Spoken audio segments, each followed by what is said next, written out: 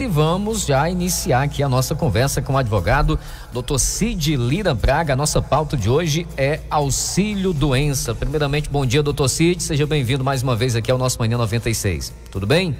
Tudo bom, Clésio? Bom dia a você, bom dia aqui aos seus inúmeros ouvintes. É uma satisfação mais uma vez estar aqui, trazendo aqui informações sobre o direito previdenciário. Muito bem. Dr. Cid, auxílio doença. Teve um fator complicador nesse período de pandemia por conta da questão da necessidade da perícia, ou os procedimentos estão ocorrendo normalmente? O auxílio doença, por conta da pandemia, tiveram algumas portarias novas que foram expedidas pela Secretaria da Previdência, e dentre elas foi a possibilidade do segurado fazer a sua solicitação pela perícia indireta ou a perícia documental, ou seja, em virtude de muitas agências estarem fechadas, sem esse atendimento presencial, abriu-se a possibilidade, e no ano passado, 2020, dos segurados fazerem esse pedido de auxílio doença, apresentando os documentos, ou seja, atestados médicos e também a sua documentação pessoal. E havia uma análise dos peritos que estavam trabalhando de forma remota e considerando a qualidade de segurado daquela pessoa e considerando que aquele atestado médico tinha a validade, estava nos requisitos exigidos pela Previdência, era concedido o adiantamento de um salário mínimo. Depois, se a pessoa tiver direito a receber um valor maior, depois da perícia presencial, sendo confirmado que tinha sido diagnosticado naquela perícia documental, o INSS começou a pagar a diferença daquele salário. E agora, em 2021, foi editada uma nova portaria, também dando direito a essa perícia documental, entretanto, agora já pagando o salário integral. Então, até o dia 31 de dezembro de 2021, qualquer pessoa tem essa possibilidade de fazer esse pedido de auxílio doença sem estar presencialmente na agência. Então é exigido alguns requisitos. Dentre os requisitos, o atestado médico ele precisa estar legível, não pode ter nenhuma rasura, tem que ser datado, tem que ser carimbado, tem que ser assinado pelo médico e, principalmente, esse é o ponto que é o maior número de negativas que tem no atestado médico, é isso que eu vou falar agora, que é o médico que expediu o atestado, ele tem que colocar ali no atestado a data estimada de repouso. Então, às vezes você vai para o médico, ele coloca lá afastamento por tempo indeterminado. Esse prazo indeterminado não é aceito na Previdência Social, tem que ser estimado um prazo. Então isso aí, o atestado volta se não tiver um prazo. Então o médico que lhe examinou, o seu médico especialista, né, ele tem que colocar lá prazo estimado de repouso 3 meses, prazo estimado de repouso 6 meses. Se não tiver esse prazo estimado, ele já é rejeitado logo de imediato pela Previdência Social nessa primeira análise da perícia. Ok, é um detalhe bem importante que exatamente você que vai aí ou está à espera de um atestado médico, atentar para essa questão, né? O prazo indeterminado, então, não tem validade para o INSS, é isso? É isso mesmo. Pronto. Doutor Cid, já chegou para a gente aqui alguns casos de situações de pessoas que tiveram o benefício, né, do auxílio, cancelados nesse período de pandemia. E nesse tipo de situação, o que a pessoa deve fazer? Pronto, se o benefício foi cancelado ou cessou, porque o auxílio doença, ele tem a data, né, de início e tem a data de cessação. Normalmente, antes da data de cessação, o ideal é 15 dias antes da data de cessação, a pessoa já pediu uma prorrogação desse benefício. Então é interessante, de fato, a pessoa olhar a data de cessação do seu benefício, porque se ele não observar isso, aí depois ele tem que começar um novo processo. E se ele pediu uma perícia 15 dias antes, aí ele consegue emendar e ele não vai fazer um novo procedimento. Na verdade, ele vai pedir uma prorrogação desse pedido. Porque o que acontece? Algumas agências em Itapaja não estão funcionando, em Itapipoca está lotado. Entretanto, está funcionando presencialmente as perícias em Irauçuba, na agência de Irauçuba, também na agência de Sobral, em algumas agências em Fortaleza. Então a pessoa, infelizmente, tem que se deslocar. Em alguns casos é preciso fazer presencial e deslocar para essas agências. Agora, é importantíssimo realmente fazer esse agendamento prévio para evitar que seja cessado o seu benefício, que na verdade hoje nós chamamos de auxílio-doença porque é um costume. Com a emenda constitucional 109/2019, o auxílio é chamado de benefício por incapacidade temporária, é o auxílio-doença. E a aposentadoria por invalidez, a nova denominação é benefício por incapacidade permanente. Qual é a lógica disso, Clésio?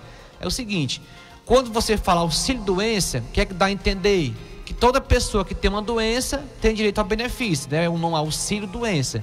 Por isso que é chamado agora de benefício por incapacidade. Quer dizer o quê? A pessoa pode estar doente, mas às vezes aquela doença não é incapacitante. Então é por isso que hoje mudou para benefício por incapacidade, porque o que vai ser verificado na perícia médica não é a doença, é a incapacidade. A pessoa pode estar doente, mas não incapaz para o trabalho. Era esse o questionamento que eu já ia lhe fazer. Qualquer tipo de situação que me tira a condição, né, de exercer a minha atividade, me dá direito, consequentemente, a um benefício? Pronto. Por isso que essa incapacidade temporária ou permanente, ela precisa ser verificada dependendo da função que a pessoa trabalha. Então você imagina que uma situação, a pessoa tem um problema de coluna. Eu estou colocando coluna porque no rol de benefício por incapacidade, o problema de coluna é o campeão de benefício por incapacidade. Então as pessoas mais adoecem, mais requerem benefício com problemas ortopédicos. Então, problema de coluna, e agora quem assumiu a segunda colocação foi realmente o problema da Covid. Então, hoje, Covid é a doença que mais incapacita e que leva as pessoas para o INSS. Tanto problemas respiratórios, como também as sequelas que a doença ela vai gerar na pessoa. Então, se a pessoa está trabalhando numa empresa e os primeiros 15 dias, quem paga é a empresa. Agora, depois do 15º dia, aí quem vai pagar é a Previdência Social. Então, normalmente as empresas já agendam a perícia para a pessoa. Se a empresa não agendar, a própria pessoa tem que agendar essa perícia. Um ponto importante, Clésio, é saber aquela doença.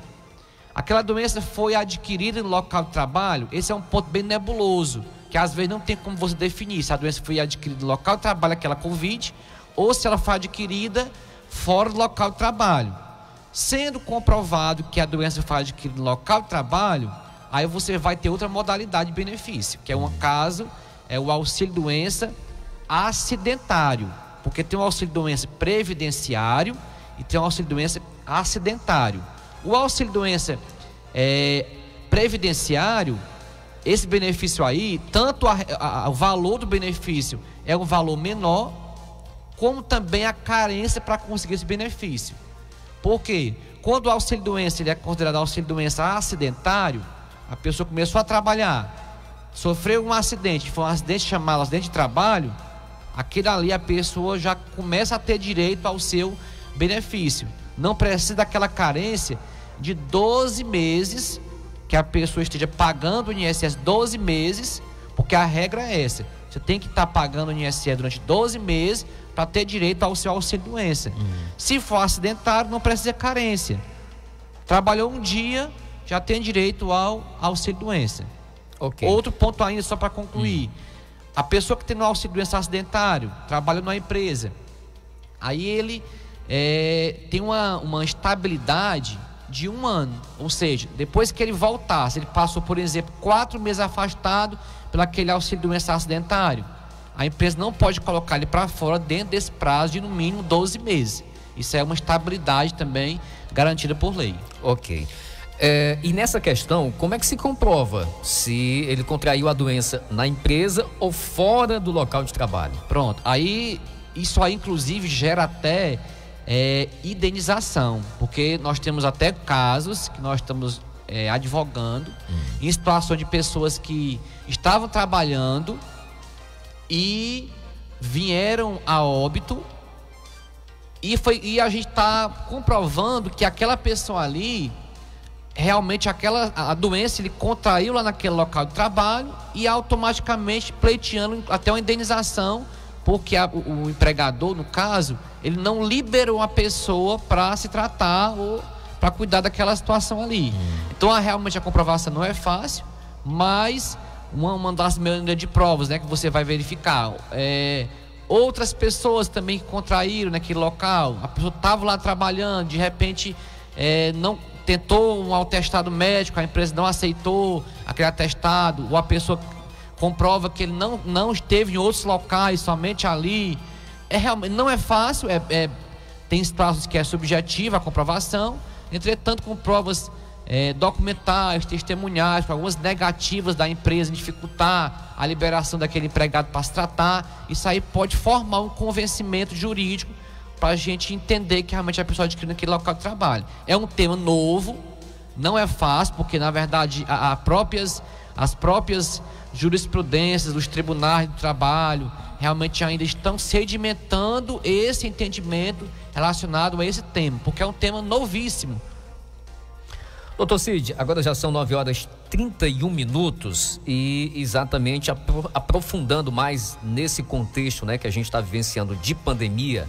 Quem é acometido então da Covid-19 e fica com sequelas, é impedido de exercer a sua atividade por determinado período, ele tem então direito a algum tipo de benefício aí por incapacidade, é isso? Exatamente. Se ele está com essa incapacidade, ele pode sim tanto dar entrada no benefício pela essa perícia documental, como eu já falei aqui, mediante o atestado médico, e comprovando a sua carência, que é a carência que eu estou falando, o que é isso? É a pessoa estar em dias com o INSS, ter pago o INSS. Quem é empregado, a empresa, né, faz o depósito ali do INSS, como também faz a FGTS. Então, sendo comprovado, ele pode dar entrada pela perícia documental, como também ele pode agendar uma perícia presencial.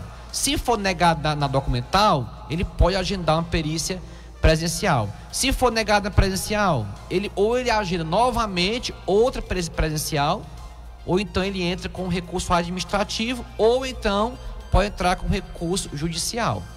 Ok, e esse procedimento é feito de que forma? Uma vez que, pegando por exemplo aqui a nossa realidade de Itapajé, a agência do INSS não está realizando o atendimento presencial. Ele pode ligar, né, para o número da Previdência Social, que é 135, e agendar a sua perícia presencial. Ou então ele pode também entrar pelo aplicativo Meu INSS e fazer ali o cadastro para fazer tanto a perícia presencial, como também a perícia, se ele for preferir, no caso, a perícia documental, mediante, claro, o atestado e alguns requisitos que a lei exige. A questão de valores, né, do benefício, os valores são sempre os mesmos, independente da situação, independente da pessoa? O valor vai depender da contribuição. Então, se ele trabalhava, ninguém pode ganhar menos que um salário mínimo. Então, o valor sempre vai ser do salário mínimo para frente, ou a maior. Então, ele, dependendo do valor que ele contribui, é o valor também proporcional que ele vai receber daquele auxílio-doença. Na nova regra agora, um valor pode ser maior do que um salário mínimo. No ano passado, a antecipação era de apenas um salário mínimo. Estou falando na análise documental. Na presencial, não. Aí ele pode sim ganhar um valor bem maior, sendo comprovado, claro, a sua incapacidade também. Muito bem, agora já são 9h35. A gente está conversando aqui no Manhã 96 com o advogado Dr. Cid Lira Braga, falando exatamente sobre auxílio-doença, que não é mais auxílio-doença, é benefício por incapacidade, né? É temporário ou definitivo, não é isso, doutor Cid? Isso. Muito bem, então vamos aprendendo aqui a falar os termos corretos, né?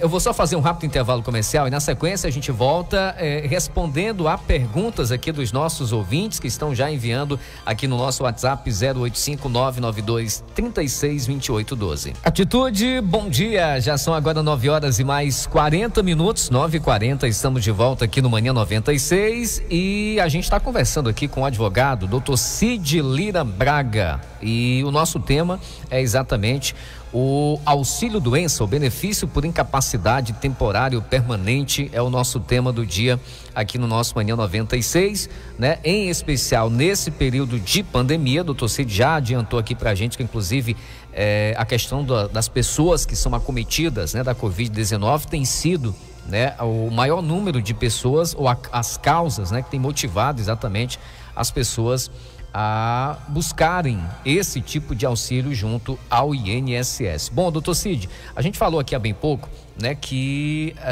a agência do INSS aqui de Itapajé não está realizando o atendimento presencial. E aí nós temos aqui, por exemplo, uma pergunta de uma ouvinte nossa que fala o seguinte: o esposo dela, né, precisa fazer o processo lá de reabilitação e inicialmente a perícia médica foi feita lá em Sobral. Uma vez que aqui não está tendo o atendimento, como é que ela deve proceder? E a nossa agência está fechada desde o ano passado.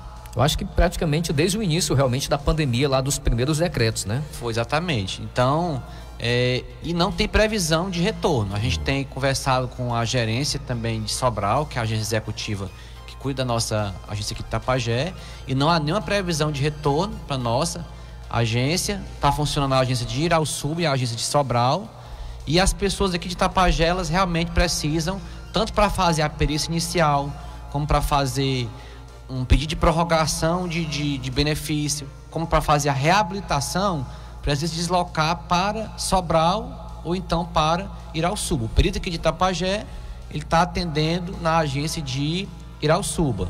A alegativa sobre isso é que a agência daqui precisaria se adequar. Muitos servidores que trabalham aqui, eles estão num grupo de risco e não tem como estar funcionando aqui a agência de Itapajé. Muito bem, esse processo de reabilitação é também necessário? Também necessário, porque a pessoa, quando dá entrada no benefício, ele passa 2 anos recebendo, por exemplo, o benefício por incapacidade temporária.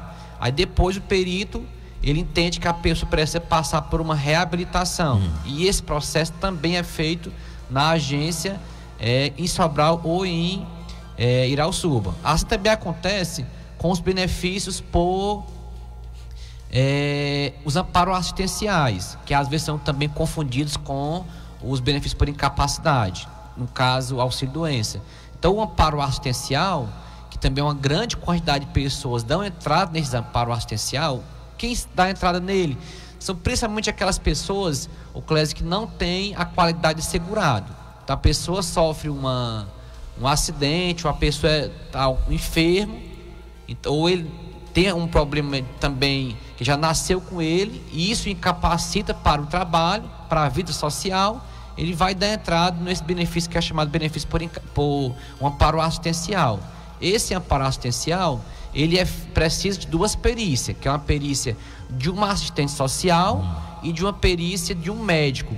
Então, essas perícias, no caso em Irauçuba, não está tendo esse atendimento da perícia da assistência social. Acontece, a pessoa de Itapajé, quando entrar nesse benefício de amparo assistencial, sempre a perícia da assistência social ou acontece em Itapipoca ou acontece em Sobral. Depois que acontece a perícia, aí ele vai novamente, tem outra viagem, o deslocamento para fazer a perícia com o médico, que a perícia com o médico aí tem em Irauçuba. Ok. O nosso amigo João Paulo está dizendo aqui o seguinte: bom dia, doutor Cid, a minha esposa tem câncer, retirou a mama, né? Fez mastectomia radical. Hoje ela tem linfedema, é isso o nome do termo? No braço esquerdo, e há poucos dias ela terminou o último ciclo de quimioterapia oral. E mesmo assim o INSS não concedeu o benefício por incapacidade, né? Foi tentado aí por 2 vezes e 2 vezes o benefício, o pedido foi negado. E ele pergunta aqui o que deve ser feito, né? Por que o INSS não reconhece essa incapacidade nessa situação dessa pessoa? Pronto, acontece, e a pessoa às vezes vai para um atendimento médico. Eu estou colocando aqui em gerais porque eu não sei o caso concreto, mas pode se aplicar o caso do nosso amigo João Paulo. A pessoa, quando vai para o médico ali em Fortaleza, a maioria dos médicos, o médico dá um atestado para a pessoa e diz assim: olha, procure o INSS que você tem direito de receber um auxílio-doença. Normalmente o médico diz isso. O que acontece? Só que existem as modalidades de benefício no INSS. Tem o auxílio-doença, que é o benefício por incapacidade temporária, tem um benefício por incapacidade permanente e tem um amparo assistencial. Então, para a pessoa ter direito a um benefício por incapacidade temporária, no caso o auxílio-doença, ele precisa comprovar a qualidade de segurado. Então, não basta a pessoa ter um atestado médico e o médico dizer que a pessoa é doente.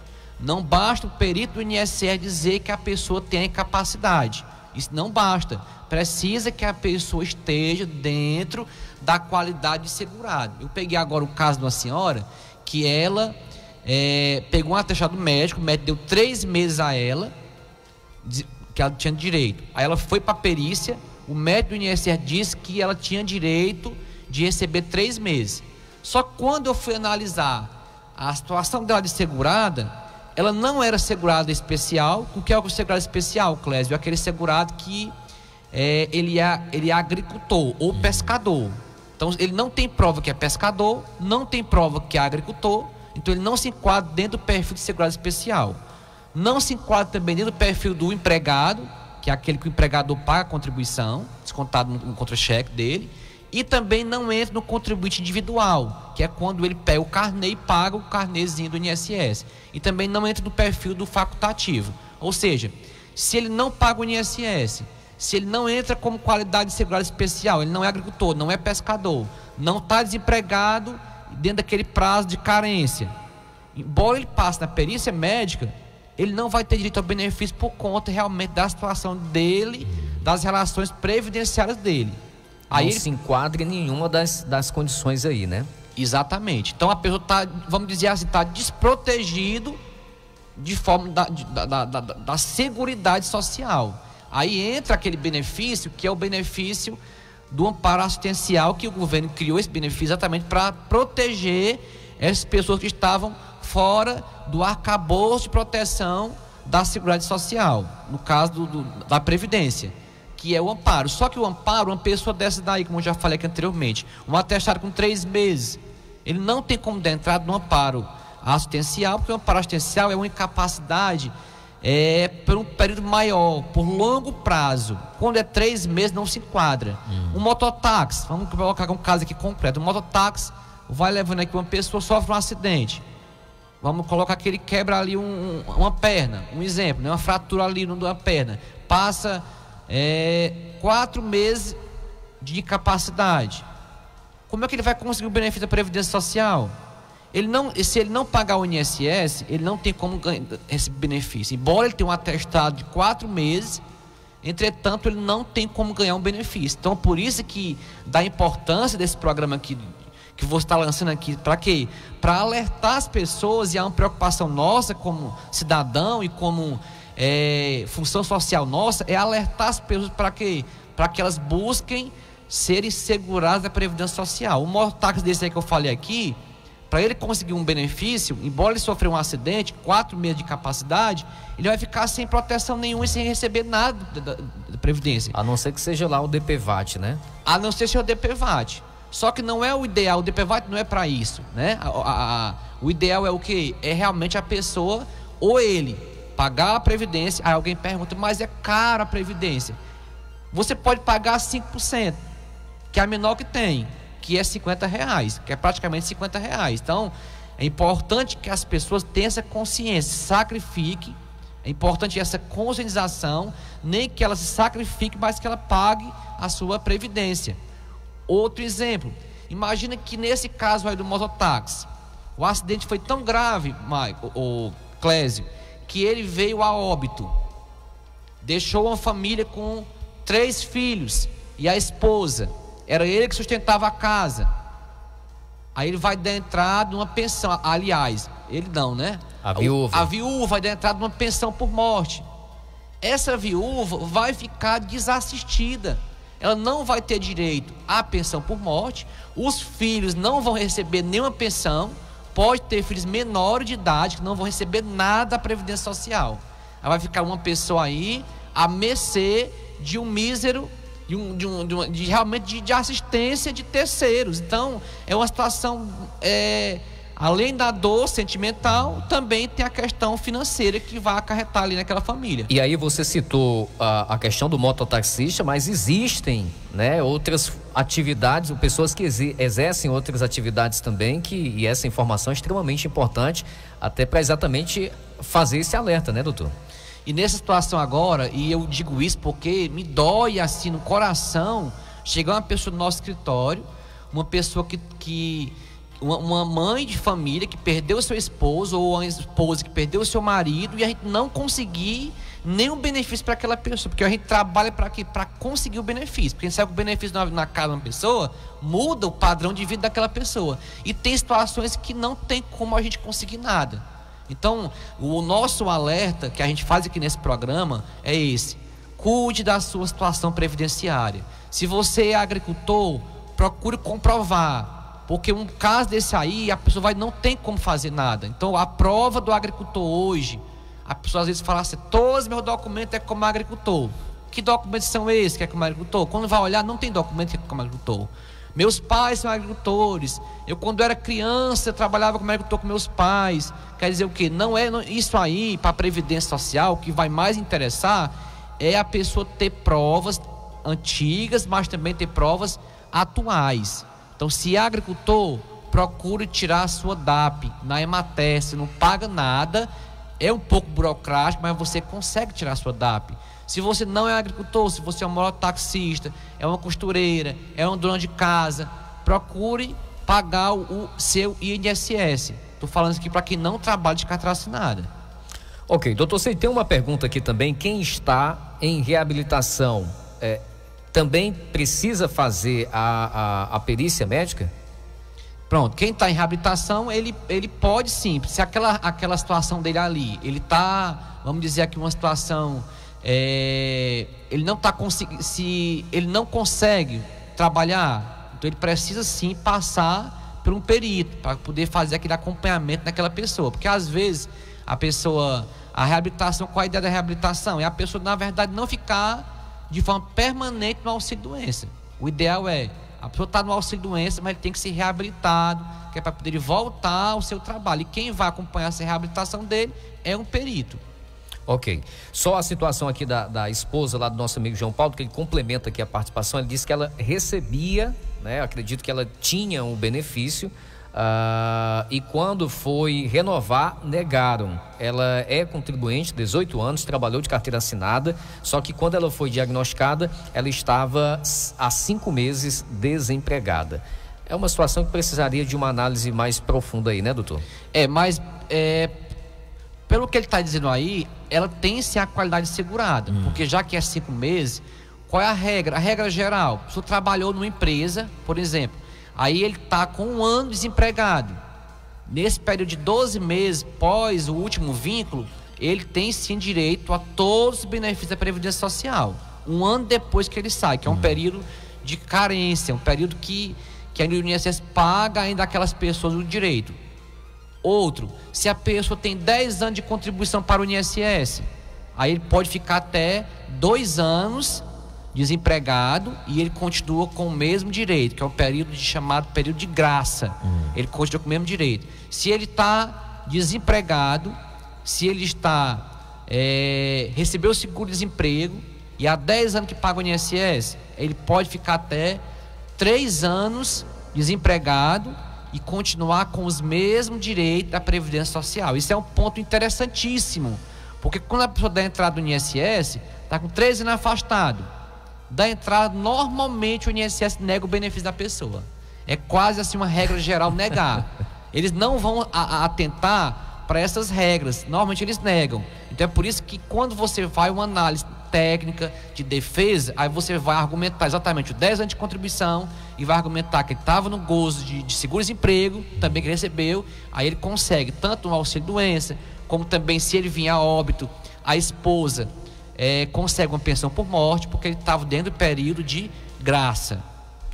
Muito bem, são 9h52, 9h52, mais uma pergunta, doutor Cid. Não sou segurado do INSS, tenho um câncer de ovário, dei entrada no auxílio-doença e perícia e a perícia do INSS, né? Foi agendada para julho. Nunca trabalhei de carteira assinada. Faz 1 ano agora em junho que dei entrada no auxílio. Vai fazer 1 ano agora em junho, né? Que ela deu entrada no auxílio e a perícia foi agendada, portanto, para julho. Mas ela pergunta aqui, não complementa aqui a pergunta, mas acredito que seja algo relacionado a esse contexto. Essa questão da perícia tem assim uma duração realmente muito longa. Ela complementa aqui perguntando se realmente tem direito a um auxílio. Pronto.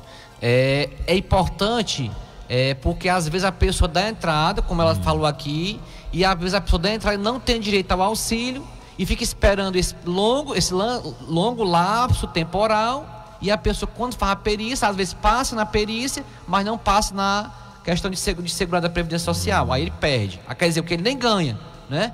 Nesse caso específico da ouvinte, se ela não paga INSS, se ela não trabalhou de carteira assinada há menos de 1 ano, ou 2 anos, ou 3 anos para estar dentro do período de graça, provavelmente aí ela não vai ter direito a um benefício por incapacidade temporária nem permanente. O que ela pode conseguir aí é o amparo assistencial, o BPC-LOAS, que aí esse benefício aí, a pessoa não precisa pagar o INSS para conseguir ele. Qual a diferença dele?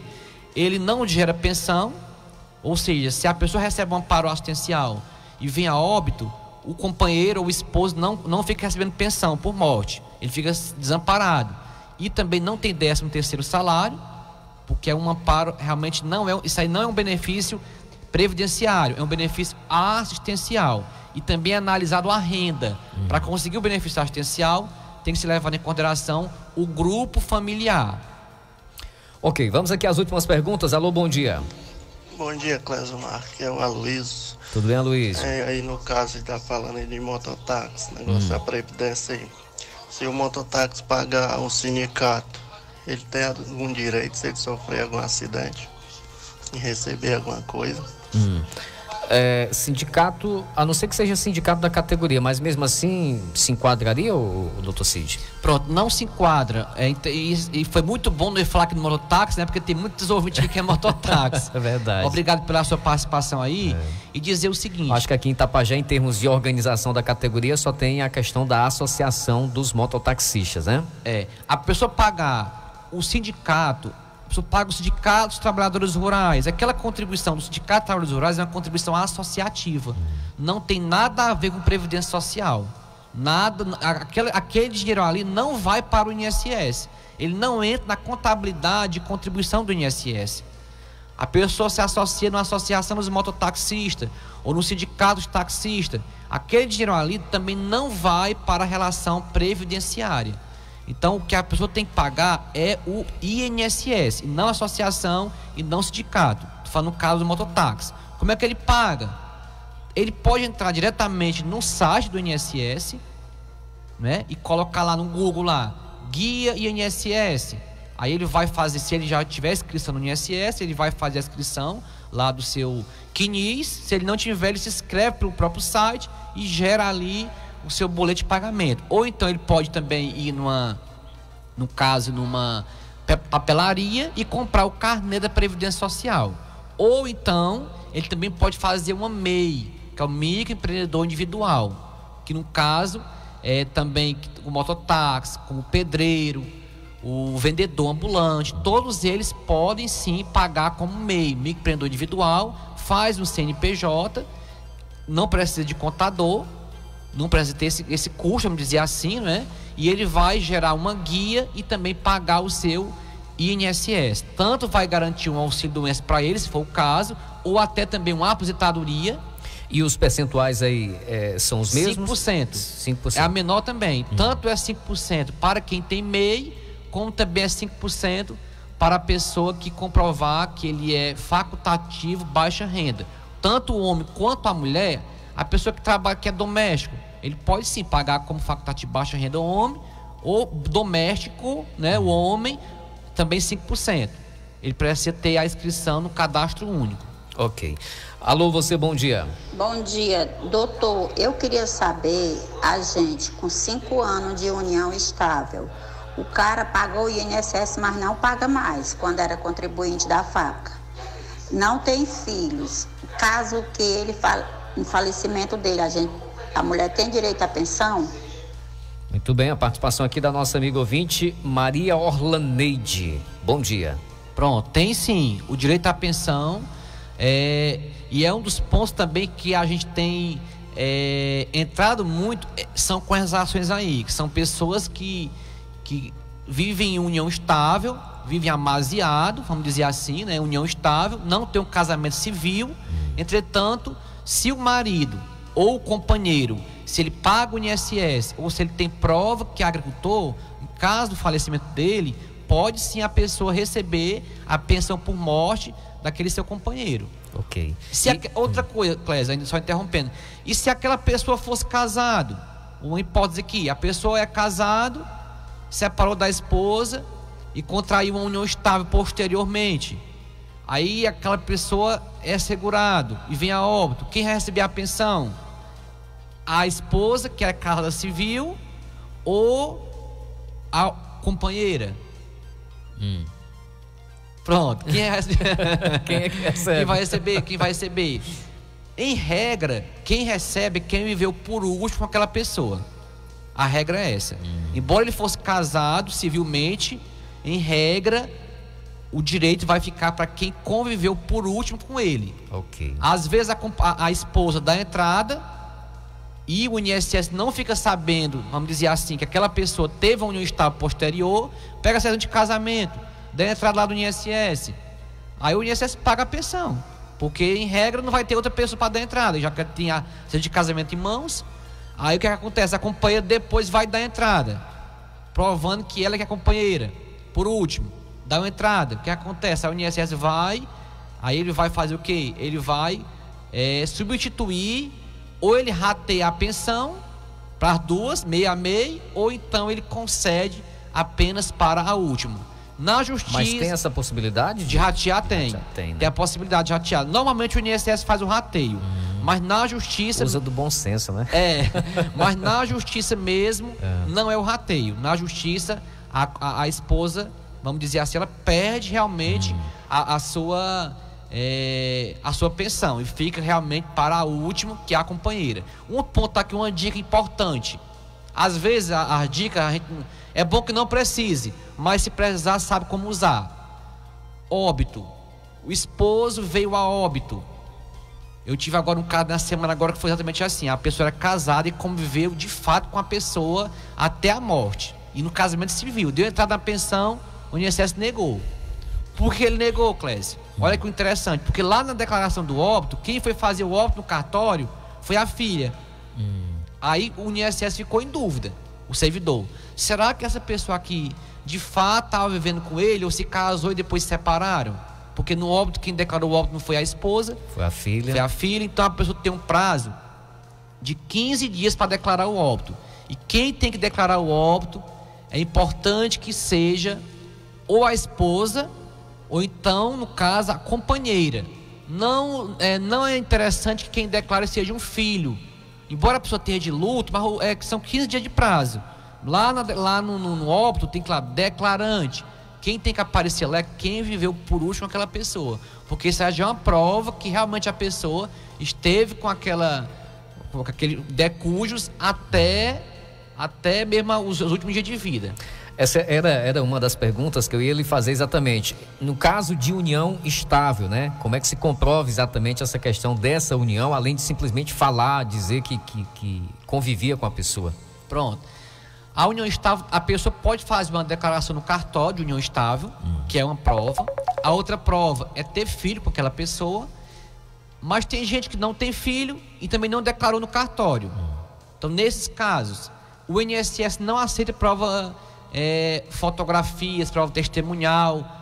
Era para aceitar, porque existe no INSS um mecanismo chamado JA, que é a justificativa ou a justificação administrativa, que em regra era para fazer no INSS a JA, que é essa justificativa administrativa para ouvir testemunho daquele caso.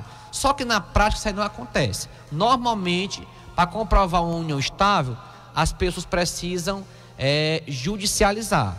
E como é que judicializa isso? Aí você leva o quê? Não tem filho, mas você tem fotos em comum. Eu digo foto não é aquela foto só de aniversário, não.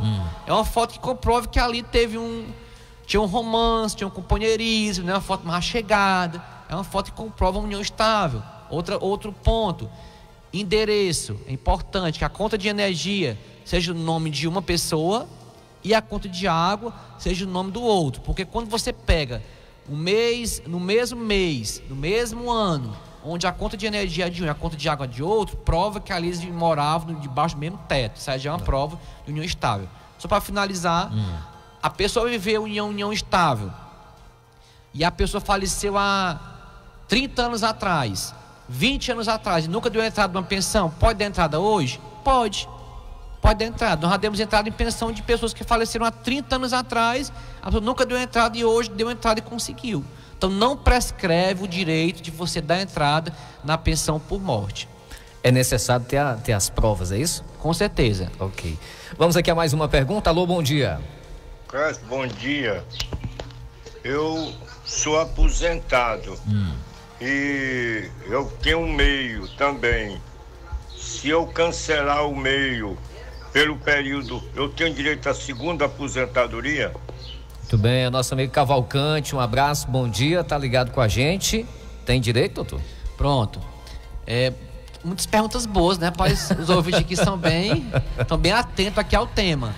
É uma pergunta bem interessante, essa pergunta aqui do nosso amigo aí. Deve ter muitas pessoas numa situação semelhante aqui à do nosso amigo Cavalcante, né? Pronto. Essa situação aí é a situação de uma dupla aposentadoria, vamos chamar assim. Essa aposentadoria dupla, ele pode ter direito sim. Entretanto, do mesmo regime de previdência, não pode duas aposentadorias. Então, a pessoa que recebe no INSS hoje um auxílio-doença, pode ter um auxílio-doença e uma aposentadoria? Não, só pode ter um. Outra, seguro-desemprego, é um benefício previdenciário. Às vezes a pessoa pensa que não é, mas é. Seguro-desemprego, quem está no seguro-desemprego pode receber auxílio-doença? Não pode, porque é o mesmo, tudo é previdenciário. Então, dentro do próprio regime de previdência, só pode ter uma aposentadoria. O que pode acumular é o que é? É uma aposentadoria por idade e uma pensão por morte. Aí, nesse caso, pode acumular. Ou então, uma aposentadoria, uma pensão por morte e também um auxílio-doença acidentário. Pode acumular também. Então, essas situações aí, pode. Agora, duas aposentadorias dentro do mesmo regime não pode. Agora, a pessoa, por exemplo, trabalhou na prefeitura de Fortaleza, que lá é um regime próprio. Prefeitura de Tapajé, que é um regime próprio. Prefeitura de Itaíçu, que é um regime próprio. No estado do Ceará, que é um regime próprio. São regimes RPPS, regimes próprio previdência. Quem é regime próprio previdência pode acumular. Regime próprio previdência de um regime com o INSS. Aí pode ter duas aposentadorias nesses casos. Mas aí no caso aqui, tipo do Cavalcante, ele tem condição de optar por uma das duas ou já automaticamente ele só vai ter direito a uma e pronto?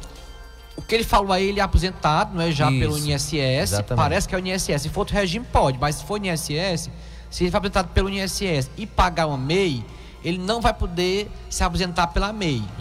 E ele pode até trocar pela MEI, só que aí não vai ser vantajoso, porque vai também só um salário mínimo.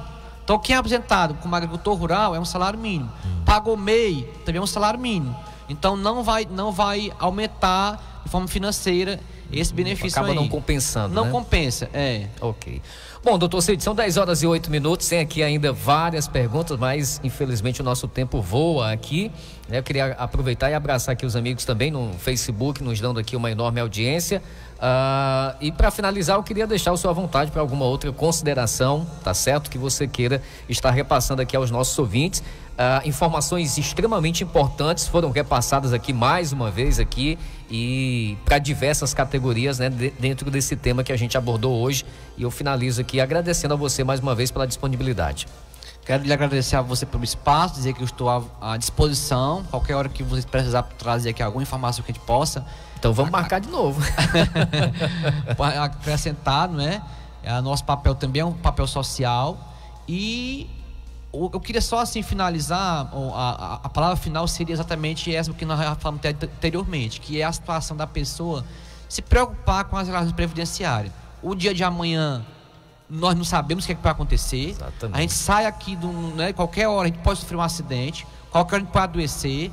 Então a gente não sabe da nossa vida, tudo está na mão de Deus. Agora, situações a nível de previdência, é interessante que as pessoas se atentem mais, tenham uma conscientização previdenciária melhor, principalmente buscando a sua situação no INSS, na sua qualidade de segurado. Eu falo isso porque eu vejo muito pessoas que são da zona rural, e a experiência que a gente tem nisso, eu estou com 10 anos de trabalho com isso, a maioria das pessoas da zona rural, ele se preocupa muito com a sua parte previdenciária. Eu vejo muito isso. Uma mulher na zona rural hoje, a maioria delas consegue uma aposentadoria, uma pensão, consegue um salário maternidade, sabe tudo. Por quê? Porque escuta muito rádio, que tem muita informação em rádio, né? E as pessoas da zona urbana, parece que elas não se atentam muito para isso. Aí quando vai dar entrada numa aposentadoria, não tem direito, não cuidou a tempo. O tempo foi passando e ela pensa que não chega à velhice, ela pensa que não vai precisar do INSS, vai precisar. Então você, minha amiga dona de casa, você, meu amigo mototaxista, você, amigo autônomo, você, amigo pedreiro. Um pedreiro, ô Clésio, está trabalhando numa obra. Se ele sofreu um acidente de trabalho, né, ele ganha por diária, ele não tem um vínculo empregatício, sofreu um acidente, o que é que vai ser da vida dele, da família dele, se ele não paga o INSS, né? Então o pedreiro precisa também, abrir uma MEI, para ele poder pagar o seu INSS. Ou então, se ele for pedreiro, mas a sua atividade principal for a agricultura, ele precisa provar que é agricultor. Então, para provar, já falei, sem a DAP fica difícil a pessoa provar que hoje é agricultor. A DAP é a identidade do agricultor.